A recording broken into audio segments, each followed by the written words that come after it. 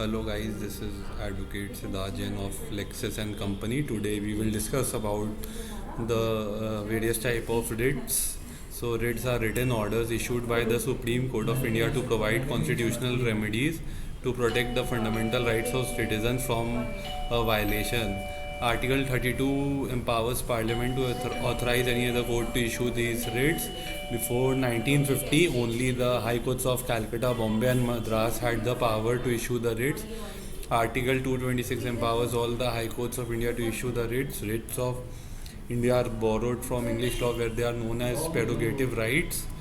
A writ petition is essentially a court petition for extraordinary review, asking a court to intervene in lower court's decision. There are various types of writs which are as habeas corpus, certiorari, prohibition, mandamus, and quo warranto. Habeas corpus is a writ that is enforced to protect the fundamental right to liberty of an individual against unlawful detention.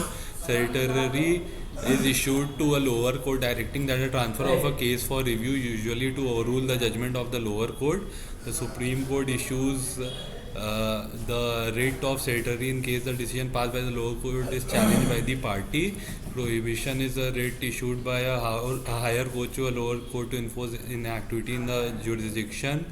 It happens only in case the higher court is of the discretion that the case falls outside the jurisdiction of the lower court. Mandamus is issued to subordinate court, an officer of the government or a corporation or other institutions commanding the performance of certain acts or duties. Quo warranto is issued against a person who claims a public or usurps a public office. Through this writ, the court implies by what authority the person supports his or her claim. Through this writ, the court inquires in the legality of a claim of a person to a public office.